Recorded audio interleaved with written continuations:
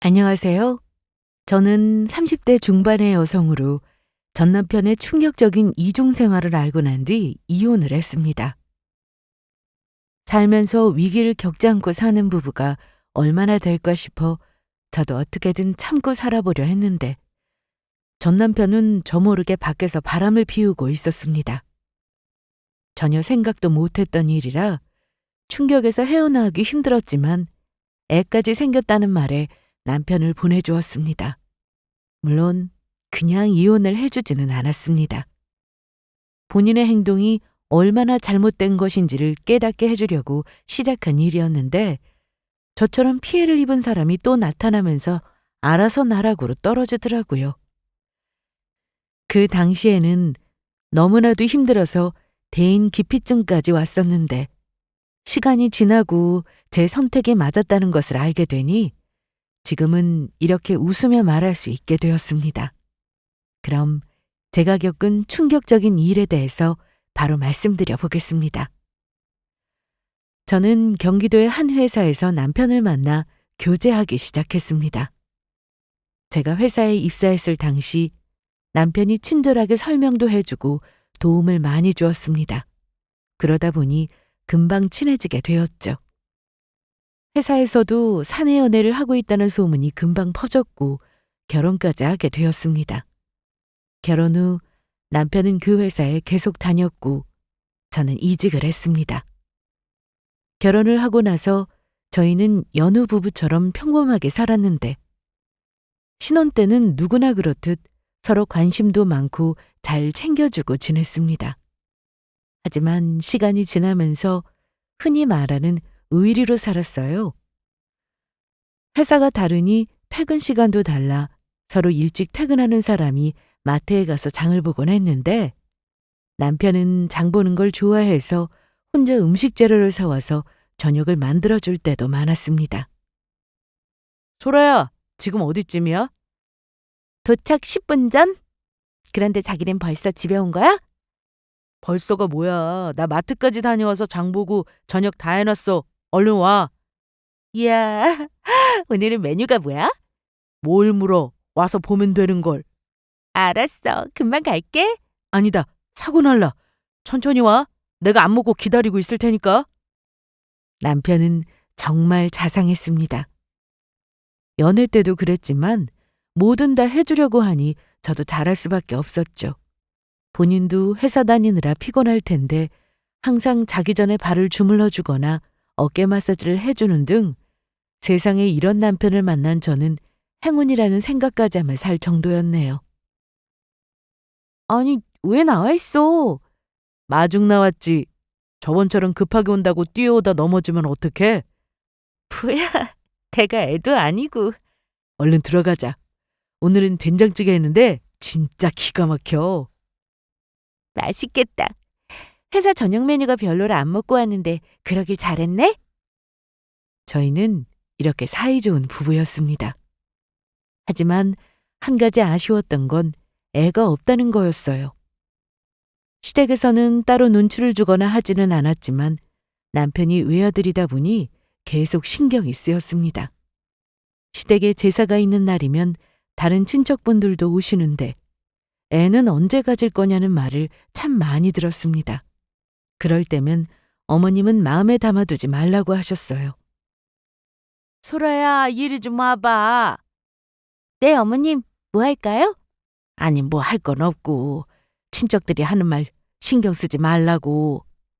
애는 어련히 생길까? 언제 가질 거냐는 말은 뭐하러 한다니? 암튼 너무 스트레스 받지 말고 이따가 밥 다 먹고 나면 바로 일어나서 가. 알았지? 그래도 설거지랑 뒷정리는 해야죠. 여기 할 사람이 얼마나 많은데 그런 걸 신경 써. 내 말 듣고 바로 일어나. 더 있어봤자 좋은 소리도 못 듣는다.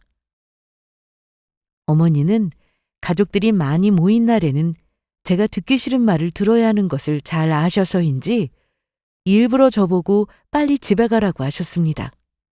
남편이나 시부모님이나 며느리인 저를 이렇게 아껴주시는데 저도 빨리 아이가 생겼으면 하는 바람이 있었어요. 하지만 그게 말처럼 쉽지 않았습니다. 남들은 결혼하면 바로 애가 생겨서 잘만 살던데 저는 그런 행운이 찾아오지 않았어요. 남편에게는 말하지 않았지만 저는 그동안 임신에 좋다는 보약도 지어서 먹었고 병원도 꾸준히 다녔습니다. 병원에서는 아무 이상 없다는 말을 들어서 안심했는데 건강한 사람도 임신이 안 되는 경우가 많다고 하니 조급해지더군요. 그리고 저희 부부가 아이가 없어서인지는 모르겠지만 살다 보니 사랑이라는 감정도 무뎌지고 서로 각자 취미를 즐기는 등 함께 시간을 보내는 날이 점점 줄었습니다. 남편도 결혼하고 5년까지는 집에서 밥도 하고 청소도 하며 살림을 같이 했지만 그것도 시간이 지나니 잘 안 하려고 했습니다. 하지만 퇴근하고 집에 오면 얼마나 피곤한지 잘 알고 있었기에 저도 뭔가를 바라지는 않았습니다. 그렇게 결혼한 지 10년 차가 되었습니다.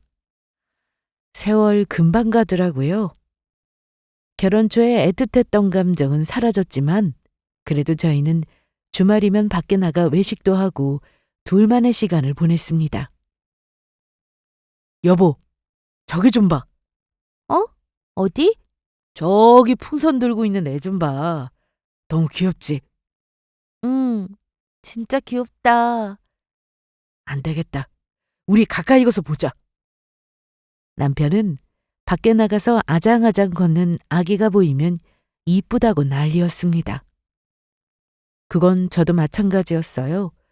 울거나 떼를 쓰는 모습도 귀엽게만 보였죠. 자기도 애 있었으면 좋겠지? 그걸 말이라고 해. 그런데 그게 원한다고 다 되는 일도 아니고. 우리 그럼 병원 다녀볼래? 병원은 무슨, 이러다 생기겠지. 난 억지로 뭔가 하는 건 좀 별로야. 그래도 검사 받아보는 건 할 수 있지 않아? 나 실은 전에 병원 다녔는데 아무 이상 없다고 했었거든. 정말? 나한테 말도 없이 언제 병원을 다녔어? 자기도 애 바라는 것 같고 나도 더 나이 들기 전에. 에이, 자기 너무 신경 쓰는 거 아니야? 우리 그냥 편하게 지내자. 남편은 제가 너무 신경을 쓰는 모습이 안쓰러웠는지 애 없어도 행복하게 살 수 있다고 했습니다.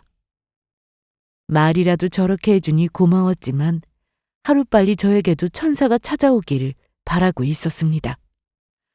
그런데 언젠가부터 남편과 저는 사이가 조금씩 멀어지고 있다는 생각이 들었습니다. 그렇다고 말을 안 하거나 싸우는 건 아니었는데 부쩍 야근하는 날도 많고 주말에도 출근한다고 하면서 나갈 때가 있었거든요. 저도 남편과 같은 직장에 다녀본 적이 있었으니 모르는 건 아니었는데 주말 출근은 정말 흔하지 않은 일이었어요. 오늘도 출근해? 어제 말했잖아. 이번 달에는 내내 주말에 출근해야 한다고. 그럼 몇 시에 끝날 것 같아? 몰라. 가봐야 알아. 저녁에 영화나 볼까 했는데. 영화는 못 볼 것 같은데 오랜만에 친구 만나서 보고 들어와. 나 좀 늦을 거야. 그럼 간다? 이때까지는 별 의심을 하지 않았습니다. 주말에도 출근하는 회사가 많았으니까요. 무엇보다 남편은 회사에 출근 후 저에게 전화할 때가 많았어요. 핸드폰이 아닌 회사 전화로요. 그러니 남편이 회사에 간다고 거짓말하고 다른 곳에 갔다는 생각은 전혀 할 수 없었습니다. 저는 회사에서 야근이 거의 없어서 퇴근하고 집에 오면 저녁 7시 반 정도가 됩니다. 하지만 남편은 야근하면 밤 10시 넘어서 들어올 때가 많았죠. 심지어 주말에도 마찬가지였고요. 그러다 보니 저는 친구들도 만나고 친정에도 자주 갔습니다. 친정아빠가 전부터 몸이 안 좋으셔서 반찬도 좀 만들어드리고 어깨도 주물러드리고 싶었거든요. 피곤할 텐데 집으로 가서 쉬지 뭐하러 왔어? 그냥 수영 씨도 늦는다고 해서 저녁 먹고 가려고. 몸은 좀 어때? 아빠야 똑같지. 그래도 지난달보다는 훨씬 좋아졌어. 혼자서 동네 한 바퀴도 돌고. 다행이네. 그래도 무리는 하지 마. 그래야지. 걱정 마. 아빠 이대로 안 무너져. 다시 전처럼 일도 하고 건강하게 지낼 거니까. 아빠는 제가 결혼 후 얼마 되지 않았을 때 위암 수술을 받으셨습니다. 다행히 수술 후 경과가 좋아서 이대로 관리만 잘하면 충분히 좋아진다고 했죠. 전에는 남편도 저랑 같이 친정에 자주 왔는데 회사 일로 바빠지면서 저 혼자 아빠를 보고 올 때가 많았습니다. 그래서 하루는 남편에게 친정에 같이 가보지 않겠냐고 물어봤어요. 여보, 이번 주 일요일에 약속 있어?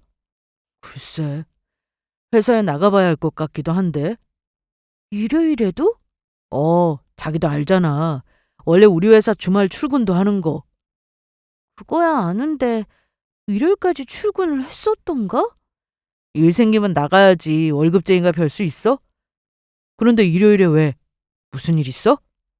나 며칠 전에 아빠 보고 왔는데 자기 보고 싶다고 하셔서. 어쩌지. 상황 봐야 아는데. 그래 그럼. 정 안 되면 나 혼자 가지 뭐. 일찍 끝나면 갈게. 남편은 언젠가부터 매일 바빴습니다. 그래도 저는 남편하고 대화도 좀 하고 싶었는데 집에 온 남편은 피곤하다며 바로 자버리거나 혼자 핸드폰을 할 때가 많았어요. 좀 수상했던 건 화장실에 들어갈 때도 핸드폰을 들고 들어갔고 한참이 지나서야 나오곤 했죠. 또 자꾸만 핸드폰을 숨겼습니다. 평소 같으면 눈에 보이는 아무 곳에나 두고 다녔는데 언젠가부터 남편은 손에서 핸드폰을 쥐고는 놓질 않았어요.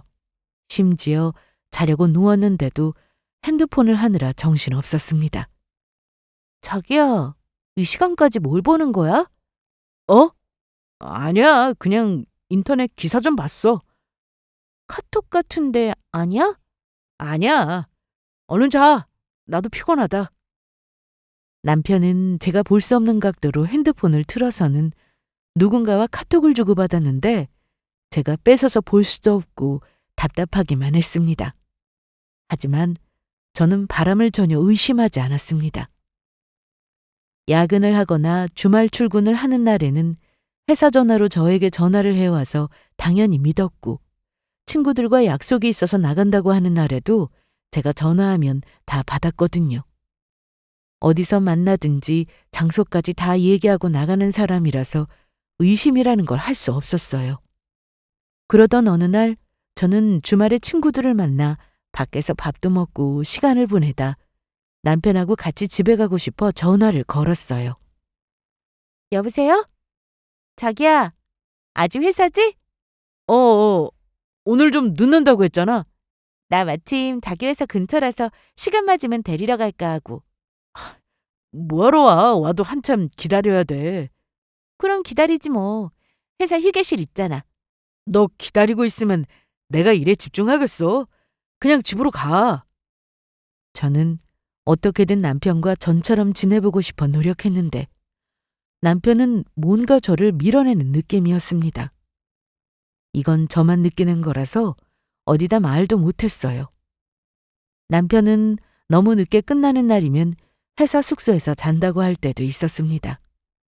남편 회사는 외국인 근로자도 많은 편이라 숙소가 따로 마련되어 있었는데 회사 직원이라면 누구나 이용할 수 있었어요. 저도 남편과 같은 회사에서 근무했기 때문에 이런 근무 환경을 잘 알고 있어서 다른 의심은 하지 못했습니다. 그런데 남편은 야근에 주말 출근도 모자라 회식한다고 새벽에 들어오고 또 얼마 뒤에는 퇴직하는 직원이 있어서 송별회를 해주어야 한다며 늦게 들어오곤 했습니다. 그렇게 몇 달간 남편의 얼굴을 못 보고 살았어요. 아침에 일어나 출근하는 모습만 봤죠. 일만 하며 사는 것도 힘든데 직원들도 챙기며 살려니 남편이 얼마나 피곤할지 걱정만 되었습니다. 벌써 출근 준비하는 거야? 요즘 회사에 문제 생겨서 바쁘다니까. 지금 새벽 6시야. 밥이라도 먹고 가지. 회사에서 먹으면 돼. 자기도 얼른 준비해서 출근해. 나 먼저 나간다. 아무리 사랑해서 결혼했어도 이렇게 대화도 안 하고 지내니 부부 같다는 생각이 안 들 때가 참 많았습니다. 그러던 어느 날 남편은 출장을 가게 되었습니다. 종종 출장을 갔기 때문에 별다른 의심 없이 다녀오라고 했습니다. 그리고 저는 오랜만에 시댁에 가려고 했어요. 친정만 신경 쓰느라 시댁에 연락도 잘 못 드린 것 같아 겸사겸사 찾아갈 생각이었죠. 글쎄 안 와도 된다니까. 그래도 오랜만에 저랑 데이트해요, 어머님. 제가 밥도 사드리고 계절도 바뀌었는데 옷 한 벌 사드릴게요. 마음만 받을게. 좋은 옷 사줘도 입고 나갈 곳이 없네. 그럼 어머님 좋아하시는 족발 사서 갈까요? 괜찮다니까 그러네. 수영이 출장 갔는데 넌 놀러 다닐 생각만 하는 거야? 그게 아니라 어머님하고 시간 보내고 싶어서. 아들 일하느라 고생하는데 내가 맘 편히 어떻게 나가서 노니. 암튼 네 마음은 알겠으니까 친정에 가든 친구들을 만나든 해라. 그럼 끊는다. 예전 같으면 어머님은 제가 전화하면 참 좋아하셨는데 어머님도 이제 제 연락을 반기지 않는 눈치였습니다. 찾아간다고 해도 나중에 남편하고 같이 오라고 하셨고요. 이쯤 되니 저는 애가 없어서 그런가 싶은 생각도 하게 되었습니다. 애가 있었더라면 시댁에서도 반겼을 거고 남편도 집에 일찍 들어왔을 거라는 생각이 들더라고요. 하지만 이게 저 혼자 노력해서 되는 일도 아니다 보니 속상하기만 했습니다. 괜히 모든 게 다 저 때문이라는 생각이 들었죠. 남편과 결혼해서 그 누구보다 행복하게 살 거라 자신했는데 불행 그 자체였습니다. 그런데 친정에서 안 좋은 소식이 들려왔습니다. 아빠가 위암이 재발됐다고 하더라고요. 저는 고모의 전화를 받고는 퇴근 후 바로 친정으로 갔습니다. 아빠, 저 왔어요. 소라 왔구나. 아빠 주무셔. 고모, 병원에서 뭐라고 해요? 제발 확실하대요? 네 아빠가 얼마 전부터 몸이 좀 이상하다고 해서 다시 검사 받으러 갔는데 이번에는 전이도 뗐다고 그러네. 이를 어쩌니? 엄마는 제가 어릴 때 돌아가셔서 아빠가 혼자 지내셨는데 종종 고모가 오셔서 아빠랑 병원도 가고 그러셨어요. 그런데 이날 병원에서 재발됐다는 얘기를 듣고 아빠도 충격이 크신 듯 했습니다. 처음에 위암 진단을 받고 나서 위를 절제하는 수술을 받으셨는데 그러다 보니 이번에 다시 수술은 쉽지 않다고 했대요. 전이까지 된 상태라. 무엇보다 아빠는 평소에 담배도 안 피우시고 술도 입에 잘 안 대시는 분이라 건강에 정말 자신하셨는데 처음 위암 진단을 받고 충격에 한동안 아무 말 못하시던 때가 생각났습니다. 수술 후 다시 전처럼 건강하게 살 거라고 하셨는데 또 재발이라니 저보다 아빠의 심정이 어떨지 짐작조차 되지 않았습니다. 저는 이 사실을 남편에게도 알렸어요. 뭐? 아니, 또 재발이라고? 그래서 바쁘더라도 시간 내서 아빠 보러 안 갈래? 가야지. 장인어른 상심이 크시겠네. 언제 시간 돼? 아빠 곧 입원하실 거라서. 내일 가자. 회사를 빠져서라도 갈게. 남편은 무슨 일이 있어도 회사 일이 우선인 사람이었는데 아빠의 소식을 듣고 나니 당장 내일이라도 가자고 했습니다. 그래서 고마운 마음이 들었죠. 그렇게 저와 남편은 시간이 나는 대로 친정에 갔고 얼마 뒤 아빠가 병원에 입원하면서 저는 회사를 잠시 쉬고 병간호를 했습니다. 소라야, 고생이 많다. 고생은요. 아빠가 남인가? 당연히 내가 해야지. 그래도 이제 간병해 쓰는 게 어때? 아직은 아니에요. 할만해요. 그런데 저 다음 주에는 잠깐 출근을 해야 할 것 같아요. 고모 오실 수 있어요? 그럼. 다음 주에는 내가 병원으로 갈게. 뭐 먹고 싶은 거 있으면 문자로 보내줘. 챙겨갈게. 아빠한테 여쭤볼게요. 고마워요, 고모? 고맙긴. 다음 주에 보자. 고모는 저와 함께 아빠를 잘 챙겨주셨어요. 고모부가 정말 가정적인 분이라 고모가 이렇게 바쁘시면 집안일도 척척하시고 밥도 혼자 드시고 하시더라고요. 그래도 고모한테만 아빠를 맡길 수는 없어서 제가 최대한 시간을 내서 아빠 곁에 있었습니다. 그런데 제가 병원에 있는 동안 남편도 집을 많이 비운 듯 했습니다. 제가 옷 좀 챙기려고 집에 들렀는데 남편이 집에 없더라고요. 늦게 퇴근하는 날도 많으니 그런가 보다 하고 가방을 챙기고 있었는데 남편의 회사 잠바와 사원증이 안방에 있었습니다. 남편은 퇴근을 하고 나간 거였죠. 그래서 전화를 걸어봤어요. 여보세요? 자기야, 어디야? 나 엄마 집이야. 시댁은 왜? 그냥 자기도 없고 해서 엄마랑 저녁이나 먹을까 하고. 아, 나 옷 좀 챙기려고 잠깐 집에 왔는데 집에 없길래 전화해봤어. 아버님은 좀 어떠셔? 그냥 똑같지 뭐. 식사는 잘 못하시는데. 소라야, 지금 내가 통화 길게 못해서 다시 전화할게. 미안? 남편은 시댁에 있다면서 제 전화를 급히 끊었습니다. 좀 화가 나긴 했는데 그래도 저는 아빠만 신경 써야 해서 다른 일에 신경 쓸 겨를이 없었네요. 아빠는 병원에 입원하신 지 한 달도 되지 않아 급격하게 몸 상태가 나빠졌습니다.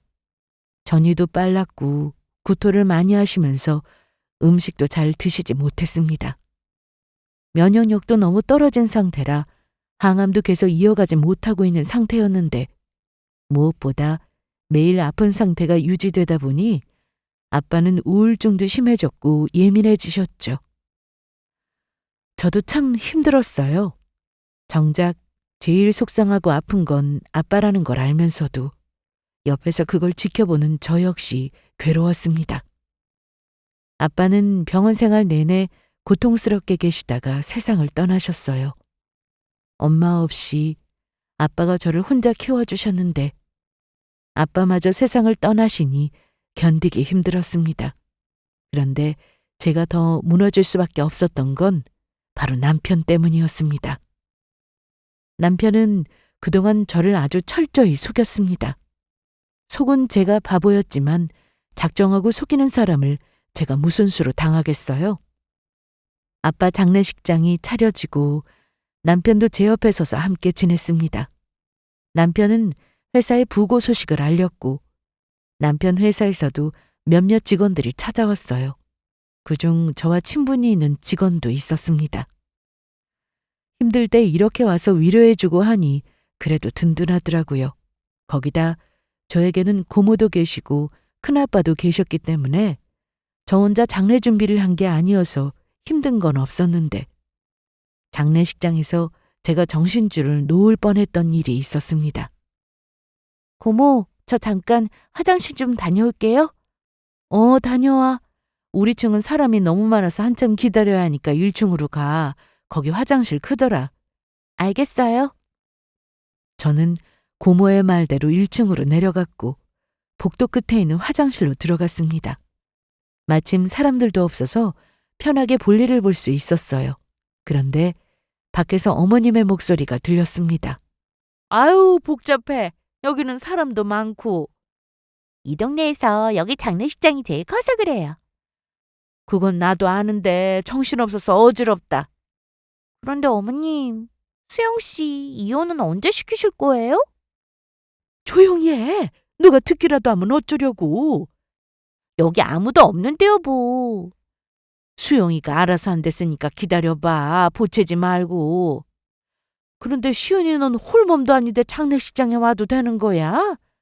뭐 어때요? 저 수영 씨 와이프라는 사람 보고 싶어서 왔어요. 얼굴만 보고 갈 거니까 걱정 마세요.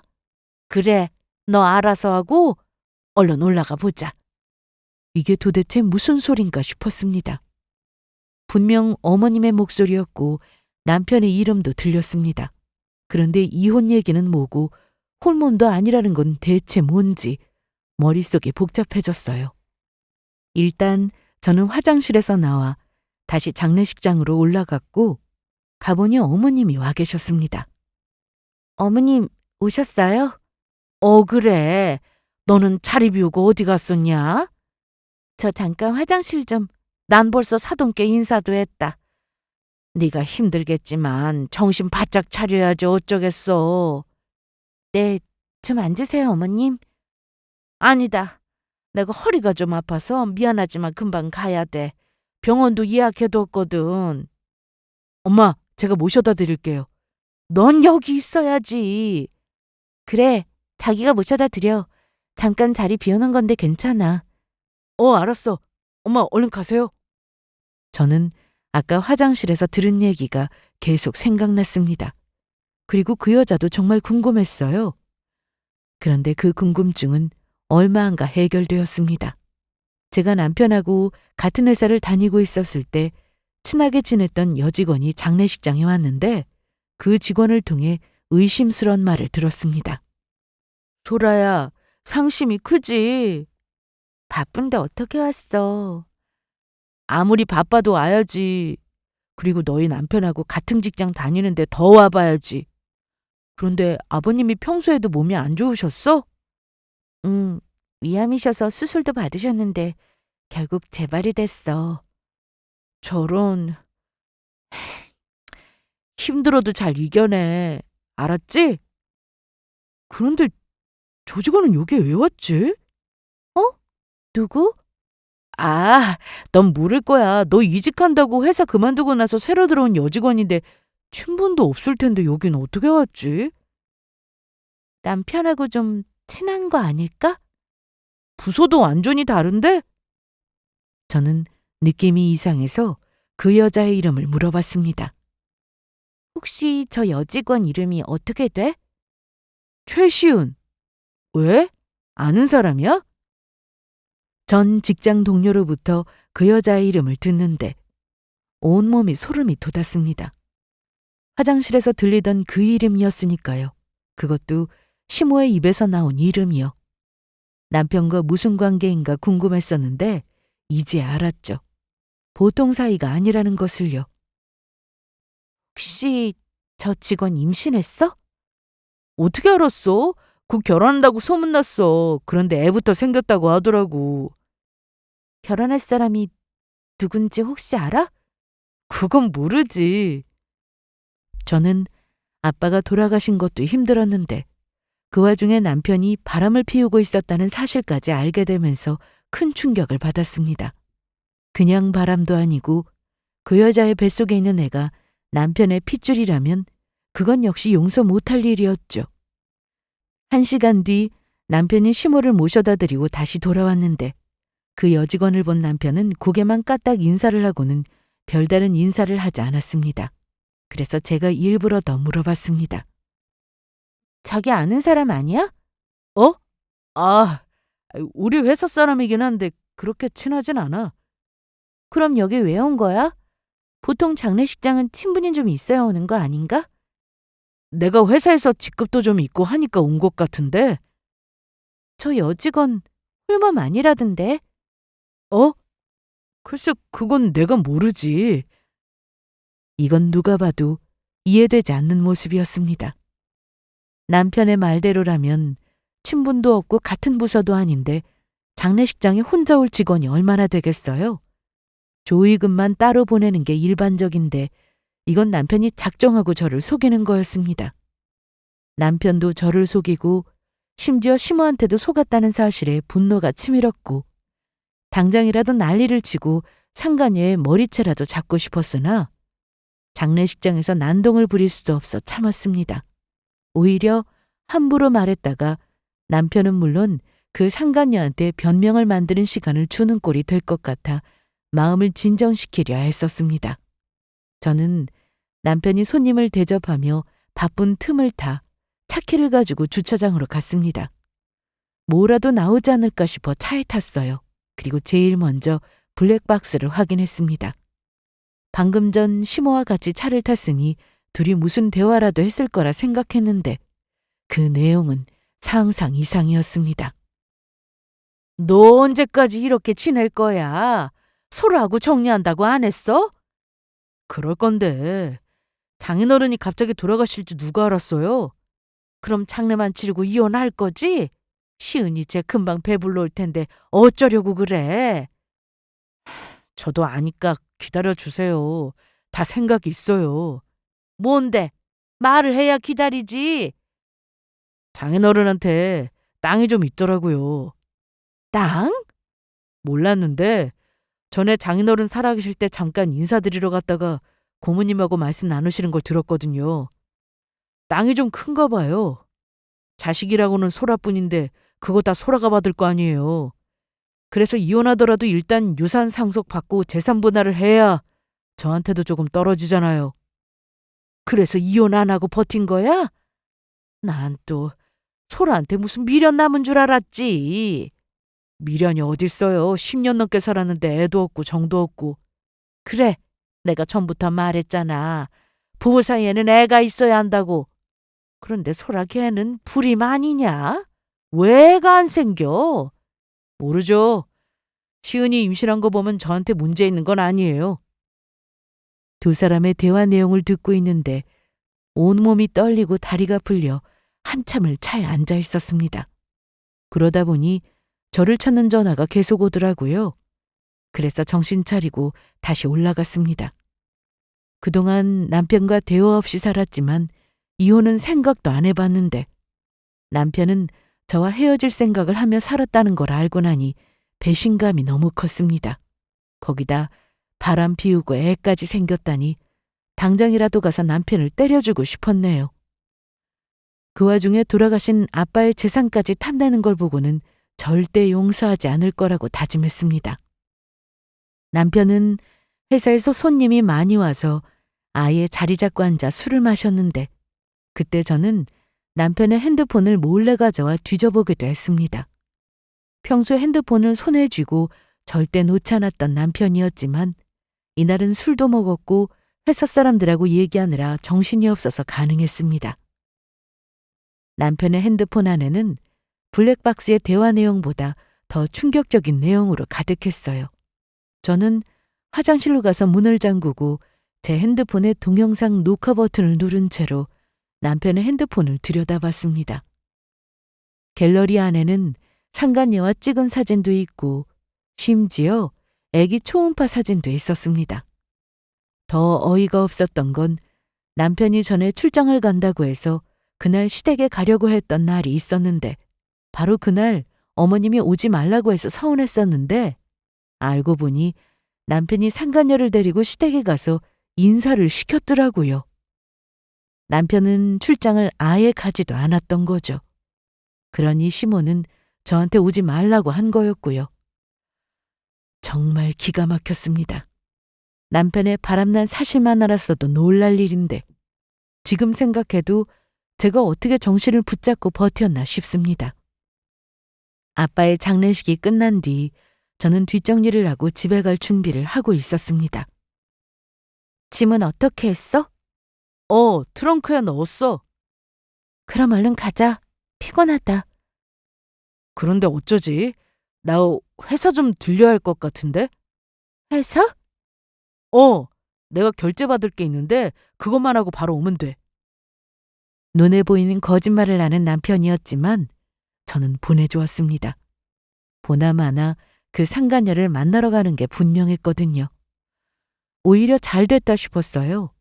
증거가 하나 더 생기는 거니까요. 그래서 저는 공호차를 타고 친정으로 갔고 아빠 물건도 조금씩 정리했습니다. 하루 만에 할 수 있는 일도 아니고 아빠 물건을 바로 정리하고 싶지도 않아 천천히 하기로 했죠. 저녁까지 먹고 난 뒤 집으로 돌아왔는데 어쩐 일로 남편이 집에서 자고 있더라고요.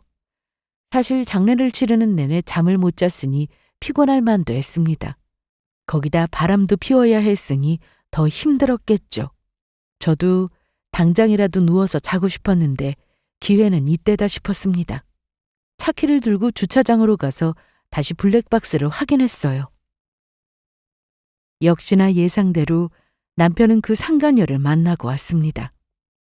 얼굴까지 제대로 찍혀 있었는데 장례식장에서 본 그 여자가 맞았죠. 몇 년간 저를 속이며 바람을 피웠을 텐데 정작 저는 너무나 쉽게 증거를 모을 수 있었습니다. 한편으로는 제가 좀 한심스럽기도 했어요. 조금만 의심했더라면 진작에 남편의 바람을 알고 더 빨리 관계를 정리했을지도 모른다는 생각이 들었거든요. 하지만 그런 생각을 해봤자 별 도움이 되지 않았습니다. 지금이 중요했죠. 저는 며칠 동안 남편에게 아는 척을 하지 않았습니다.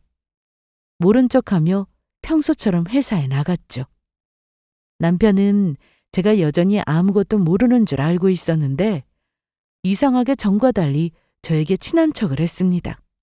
그 이유는 바로 아빠의 유산 때문이었어요. 오늘 일찍 퇴근하는데 이따가 같이 저녁 먹을까? 아니, 나 회사에서 먹고 들어갈 거야. 그래? 그럼 오랜만에 심야 영화 보러 갈래? 피곤해. 그냥 쉴래. 남편은 이런 식으로 자꾸만 저에게 뭔가를 같이 하려고 했습니다.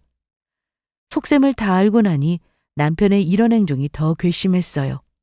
어디까지 저러나 싶어 두고 봤는데 제가 하도 거절하고 냉랭하게 대하니 남편은 얼마 못 가 저에게 짜증을 냈습니다. 너 너무하는 거 아니야? 내가 뭘? 내가 전처럼 너하고 잘 지내보고 싶어서 노력하는 모습을 보이면 너도 좀 못 이기는 척하고 알겠다고 해야지 뭐냐? 그럼 넌 내가 노력했을 때 왜 모른 척했는데? 그거야 내가 바빴으니까 그렇지. 너도 알잖아. 우리 회사 일 많이 시키는 거. 정말 그게 다야? 다른 여자 만나러 다니느라 바빴던 건 아니고? 뭐? 너 설마 내가 바람났다고 생각한 거야? 또 거짓말하게? 최시은 몰라? 남편은 상간녀의 이름을 듣고는 순간 아무 말도 못했습니다. 계속 잡아떼다가 제가 어느 정도 알고 있는 것 같으니 그제야 미안하다고 사과를 했습니다. 미안해. 외로워서 그랬어. 뭐? 너랑 사이도 예전 같지 않고 사는 게 그저 그랬는데 시은이가 회사에서 잘해주길래. 너 유부남이야. 그런데 아무 여자나 잘해주면 그냥 넘어가는 게 정상이야? 미안해. 실수했어. 정말이야. 그리고 너는 나 없어도 살겠지만 걔는 아니야. 나이도 어리고 아빠 없이 애를 혼자 어떻게 키우냐? 안 그래? 너무 기가 막히더라고요. 남편의 말이 틀린 것도 아니었습니다. 아빠 없이 애를 키운다는 건 쉬운 일이 아니었죠. 그래서 저는 더 이혼을 안 해주고 싶었어요. 그 상간녀가 남편 없이 혼자 힘들게 애 키우며 살길 바랬죠. 상간녀의 아이도 아빠 없이 컸으면 했고요. 그래서 남편의 말을 듣고 너무 열이 받아 이혼은 싫다고 말해버렸습니다. 그리고 다음날 남편 직장으로 찾아가 그 상간녀를 불러냈어요. 그런데 혼자 나온 게 아니라 남편까지 같이 나왔습니다. 여기가 어디라고 찾아와? 저기로 가서 얘기하자. 왜? 여기서 말하면 안 돼? 그리고 난 저 여자만 불렀는데 당신이 왜 나와? 나한테 말해. 얘가 뭘 한다고. 그리고 너도 알겠지만 임신 중이야. 참. 너네 둘이 지금 하고 있는 게 사랑이라고 생각하니? 우리 바빠서 금방 들어가야 돼. 저는 화를 참을 수 없어서 상간녀의 따귀를 때리려고 손을 올렸습니다. 그런데 그때 남편이 제 손을 막더라고요. 야! 이게 무슨 짓이야? 임산부라고! 너 시은이 때렸다가 뱃속에 애라도 잘못되면 그거 어떻게 책임지려고 그래? 날 막아? 그럼 네가 맞아! 그래서 저는 남편의 따귀를 연달아 계속 때렸고 발로 정강이도 걷어찼습니다. 그래도 본인이 잘못한 건 아는지 가만히 맞고 있더라고요. 그 옆에 있던 상간녀는 발만 동동 구르며 남편을 애처롭게 쳐다보는데 진짜 가관이었습니다. 이날 저는 회사 안으로 들어가 모든 사실을 다 말하고 두 사람을 더는 사회생활 못하게 만들어주고 싶었는데 그러지 못했습니다. 일단 제가 다녔던 직장이라 아는 사람들도 많아 자신도 없었고 무엇보다 변호사가 상간녀를 따로 만나는 행동은 자제하라고 했거든요. 오히려 명예훼손으로 고소당하는 사례도 적지 않다고 하여 저는 참고 또 참았습니다. 제가 이혼을 안 해주고 버티니 남편은 이런 말까지 했습니다. 야, 너 나랑 계속 살 거야? 어? 말 좀 해. 이 집 주면 나랑 헤어질래? 왜? 집은 나 주고 우리 아빠 재산은 가져가려고? 뭐? 그게 무슨 소리야? 장인어른한테 재산이 있었어? 거짓말을 하려면 좀 생각하고 해. 저는 그때 핸드폰에 녹음해둔 파일을 들었습니다. 시모와 남편이 차 안에서 나눈 대화 내용이었죠. 본인 입으로 아빠의 땅에 대해서 말했으니 더는 말을 잇지 못했습니다. 야, 그런데 우리가 10년 넘게 같이 살아서 이혼하면 재산 분할은 해야 돼. 우리가 나눌 재산이 어디 있어? 너 나한테 돈 갖다 준 적 있냐? 내가 벌어서 내가 썼어. 집도 네가 얼마나 못했는데? 이 집 얻을 때 남은 대출금은 내가 다 갚은 거 잊었니? 심지어 너는 나랑 살면서 바람까지 피우고 애까지 만들어 왔으면서 뭐? 재산 분할? 정신이 어떻게 된 거 아니야? 재산 분할은 유책 사유랑 건 상관없어. 그러니까 그런 줄 알아. 남편은 참 바보 같았던 게 저한테 모든 증거가 다 있는데도 끝까지 재산 분할을 해야 한다고 주장했습니다. 하지만 저도 변호사를 통해 다 알아봤고 준비를 철저히 해서 그대로 당하지는 않았어요. 저는 이혼 소송도 했고 상간녀 소송도 했습니다. 상간녀는 처음에 아무것도 모르고 남편을 만난 거라고 주장했으나 회사에서 남편이 유부남인 사실은 모르는 사람이 없는데 그건 말도 안 되는 이유였어요. 더군다나 제가 가지고 있는 증거 중에서 상간녀의 주장을 뒤집을 만한 내용이 상당했기에 이건 제가 이길 수밖에 없는 소송이었습니다. 저는 정신적 스트레스가 정말 심했는데 어떻게든 소송을 잘 마무리하고 싶어서 매일같이 마음을 부여잡고 소송에만 매달렸습니다. 그 결과 이혼도 원하는 조건으로 할 수 있게 되었고 상간녀 역시 위자료 판결이 나왔어요. 그 돈은 남편의 주머니에서 나올 걸 알고 있었지만 상관없었습니다. 누가 주던 저는 받기만 하면 됐으니까요. 이렇게 산 것도 억울한데 위자료라도 받아야 했습니다. 그리고 무엇보다 상간녀는 회사에서 불륜녀로 소문이 났죠. 상대가 남편이라는 사실도 밝혀졌고요. 그런데 저는 이대로 끝이 난 줄 알았습니다. 그래서 이렇게 된 거 둘이 잘 먹고 잘 살라고 생각하고 새 인생 시작하려고 했는데 남편이 저를 찾아왔어요. 전화도 안 받아주고 문자도 차단해서 연락이 안 되니 집이고 회사고 지겹도록 찾아오더군요. 찾아온 이유가 너무나도 기가 막혔는데요. 뭐? 도와달라고? 넌 알잖아. 내가 시은이 걔 정말 순수하게 좋아해서 만난 거. 지금 회사 앞까지 찾아와서 무슨 소리 하는 거야? 난 정말 시은이가 가정이 있는 여자인 줄 몰랐다고. 얘기를 들어보니 상간녀는 결혼해서 남편도 있는 여자였습니다. 거기다 애까지 있었고요. 그러다 남편하고 눈이 맞아 이혼했는데 상간녀의 전 남편이 회사로 찾아와서는 남편을 찾아 상간남으로 소송한다고 난동을 부렸다고 하더라고요. 무슨 막장 드라마도 아니고 설마 지어낸 얘기인가 싶었는데 다 사실이었습니다. 남편 직장에 제가 아는 동료한테 전화해서 물어봤는데 며칠 전 크게 소란이 났다고 하더라고요. 상간녀는 결혼한 사실도 숨기고 회사에 들어왔는데 남편을 만나 사귀게 되었고 남편은 이를 모르고 바람을 피운 겁니다. 그러다 상간녀 소송당하고 상간녀 전 남편 귀에 이 사실이 들어가니 이혼의 원인이 남편에게 있다면서 뒤늦게 소송을 건다고 했대요. 남편은 사실 그걸 모르고 바람을 피웠을 텐데 그걸 저보고 말해달랍니다. 그래야 상간남 소송을 당하지 않게 된다면서요. 하지만 저는 그럴 생각이 없었습니다. 어차피 이혼도 했고 이제 남남인데다가 상간녀랑 애 낳고 잘 살 거라고 했으니 알아서 하라고 했죠. 어이없는 건 제가 애를 못 낳는다고 뒤에서 제 욕을 하던 시모도 갑자기 전화해서는 자기 아들을 한 번만 도와달라고 하는데 진작에 시모의 전화까지 차단하지 않은 게 실수였습니다. 소라야, 나야. 무슨 일이세요? 저하고 이제 통화할 일 없으실 텐데요. 뭘 그렇게 야박하게 굴어. 우리 그래도 한때는 사이 좋았는데. 저 김수용 씨하고 이혼했고 이제 남남 됐어요. 그러니까 어머님도 저한테 전화하시면 안 돼요. 그러지 말고 어려운 사람 돕는다는 생각으로 이번 한 번만 도와주면 안 되겠니? 뭘 도와요? 우리 아들이 억울하게 소송당하게 생겼어. 유부녀 건드렸다고. 그게 저랑 무슨 상관인데요? 가정 있는 남자가 그러고 다녔으면 벌 받아야죠. 너 너무하는 거 아니야? 네가 진작에 애 가졌으면 우리 수영이가 밖으로 돌았겠어? 뭐라고요?